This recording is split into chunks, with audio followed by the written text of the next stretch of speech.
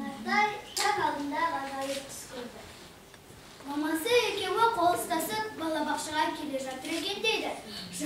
Жадыраған жаздың ертеңгілік жаймашуақ сәті.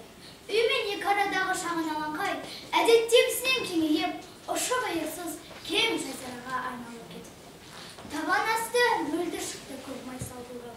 Қар салдары лаулаған өртте қып-қызыл қызғалдақ. Нартай мамасына гүлтеріп белеңдеп еңкейіп еді. Қызғалдақ дегені қанатындағы қара көшелері бар.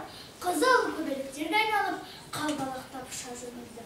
Сол-ақ екен, оларға әлде қайдан көзін жауыналар небір түрлі көбелектер келіп қосылды.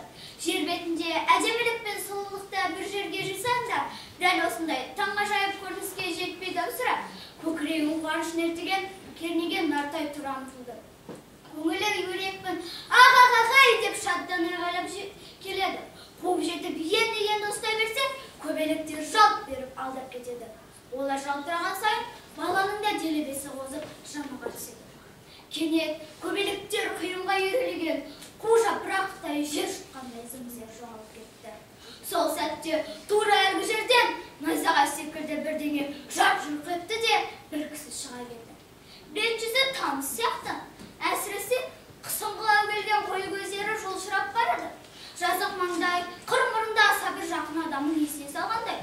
Өзі бір жылы сөз айтқысы келгендей, тіпті құшағын жайып, келе ғой қолының дегісі келгендей ұмсынып қояды. Бірақ құрықталғаны болмаса, белгісіз бір күш сиқырымен арбап жібермей тұрғанда орнынан қамшылмады. Нартай, тұра ғой, мен жұмысқа баруым керек. Бұл нағашы апайы Әлгүлдің даусы. Күнде ертемен ұйқыдан оятады, құлағына әбден танысты ол. Бала кезіндегі тәтті сүрден айырылғысы келмей, балбырлап жата береді. Қайда қалғып бара жатқанынан, маңдайынан аялап сипағанын, артынша біреудің емірейміз келгенін анық сезді. Бұрын соңды сезініп көрмеген ерекше берістіктер. Жаңағы жылшырайлы кісі ғой деп жорыды бала. Бірақ оны түсінде көрмеп еді. Ал мына оны, өткен әлгінде айбілап қайындауса Абанов істеді емес пе? Ендеше кім болды бе? Нартай дереу жастықтан басын жылып алды да, мәссаған, мына қызықты қараңыз. Манағы түсінде көрген адамы, енді расында да мұның қасында отыр. Тіпті өзі, батыр, жігіт адам түске шейін ұйықтай ма екен, деп жымиып қояды. Бала алақанымен көзін уқалап жіберді де, жоқ, түс емес, өлге екен.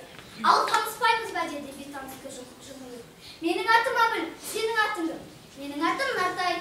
Әлі де таңырқауы басылмай отырған бала, әлгі кісінің қолындарға ойыншыққа көзі шала түсіп, жешкелі аузауысымен айған еді. Ой, мына робот кімдікі? Маған әкелдіңіз бе?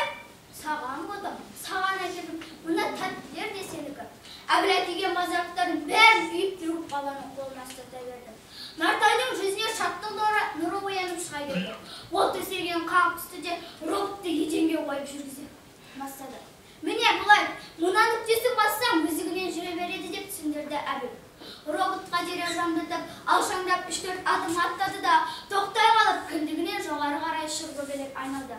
Айналған сайын автоматтарынан тақсырдатып, оқ жаудырып қайта ілгері жүрді. Бала, алақай, қандай тамаша деп есі шыға ұланды. Бір пәс қолын тигізіп, сықылықтай күледі. Енді біреу өзі іштен тына қалып, ойыншыққа қолының ұшын тигізіп, секіріп қояды. Қуаныштан екі беті албырлап балпыл жанады. Робот 3-4 адым аттады да тоқтай қалып, от бүркіп қайдар бері жүрді. Құтты шетелдің қорқынышты кинолары, аждақаймен алысатын, жолындағысы бұйым құрлы көрмей, жарап жапап тапап кетіп барады. Ал бұлардың көңілін алаңдатпай деп манадан бері күтіп қалған Айгүл сағатына қарады да, ал жақсы, мен кетейін, сіздің келгеніңізді ашарға айта саламын, кешікпей ол да жетер деді де шығып кетті. Нартай роботын жүріп бара жатқан жерінен тұрғындатып көтеріп алды да аударып төңкере бастады.